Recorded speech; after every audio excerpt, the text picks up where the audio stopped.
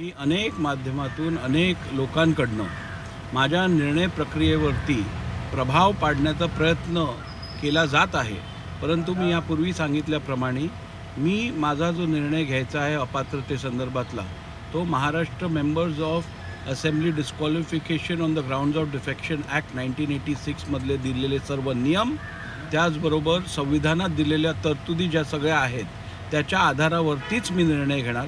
कोणीही कितीही मला प्रभावित करायचा प्रयत्न केला, कुठच्याही प्रकारचे आरोप केले तरी मी त्यातून कुठच्याही प्रकारे प्रभावित होणार नाही. नियमानुसारच काम करणार. आता तुम्ही बघितलं तर माझा खरं तर परदेश दौरा हा 26 तारखेलाच मी रद्द केलेला. 26 तारखेला या संदर्भात मी CPAला कळवलेलं की इकडे माझी काही पूर्वनियोजित कार्यक्रम आहेत आणि काही महत्त्वाचे कार्यक्रम असल्यामुळे मी त्या कॉन्फरन्ससाठी उपस्थित राहू शकणार नाही. हे मी खरं 26 तारखेलाच कळवलेलं.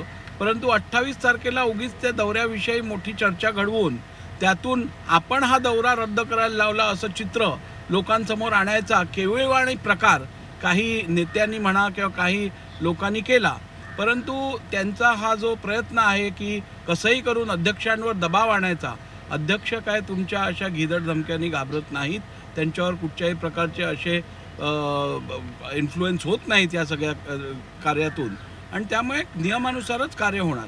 आता तुम्ही मला विचारलं की माझ्या मतदारसंघात मी इतर काही लोकांसारखा आपला मतदारसंघ विधान परिषदेतल्या आमदारांमार्फत चालवत नाही. मी माझ्या मतदारसंघात स्वतः उतरून काम करतो. आजही दिवसातले 4 तास सातत्याने माझ्या कार्यालयात बसून मी आपल्या विभागातील लोकांचे प्रश्न सोडवतो. त्यामुळे ज्या लोकांना विधानसभा मतदारसंघ इतर लोकप्रतिनिधींच्या मार्फत चालवायची सवय आहे त्यांना हे समजणारच नाही लोकांमध्ये जाऊन कसे प्रश्न सोडवायचे. त्यामुळे त्याबद्दल काही भाष्य करायची गरज नाही. आपण आपल्या मतदारसंघात जातो, रखडलेली विकास कामं का रखडली आहेत त्याची पाहणी करतो, जी लोक अडथळा आणत असतील त्यांची कान उघडणी करतो. असाच तो एक प्रकार होता आणि त्यामुळे त्याचा जर विपरीत अर्थ कोण काढायचा प्रयत्न करत असेल तर त्यांना त्याबद्दल शुभेच्छा आणि अशा प्रयत्नातून अध्यक्षांवर कोणताही दबाव पडणार नाही हे परत एकदा आपल्या माध्यमातून महाराष्ट्राच्या जनतेला मी आश्वासित करतो. वारंवार नाही, मी अशा आरोपांवरती उत्तर देणं आवश्यक समजत नाही. असे बिनबुडाचे आरोप, नियम पाळणं आणि नियमानुसार कार्य करणं म्हणजे लोकशाहीची हत्या आहे का?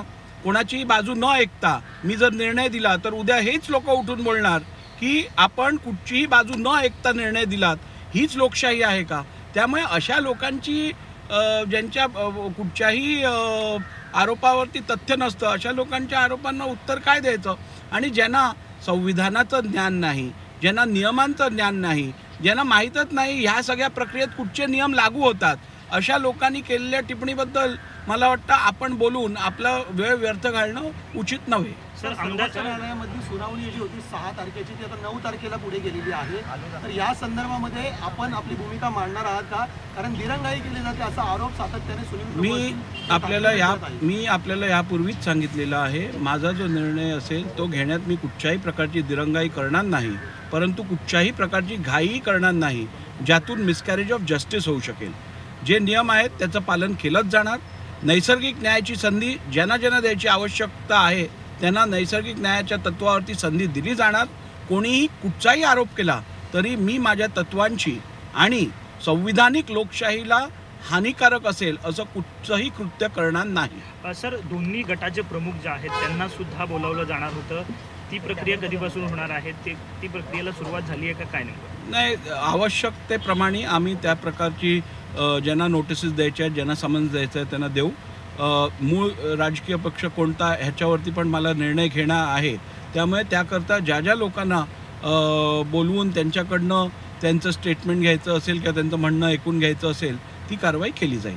सर, ओबीसी जनगणनेनुसार ओबीसीला आरक्षण द्यावं असं मागणी आता होते. तुमचं मत नेमकं काय? विधिमंडळाच्या फ्लोअरवरती जेव्हा हा विषय चर्चेला येईल त्यावेळेला मी माझं म्हणणं मांडणं. Thank you sir.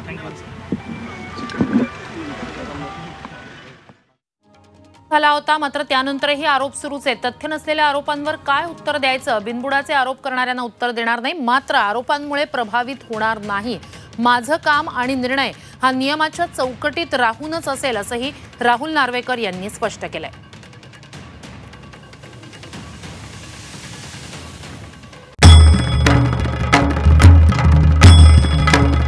भंडाऱ्याची उधळण म्हणजे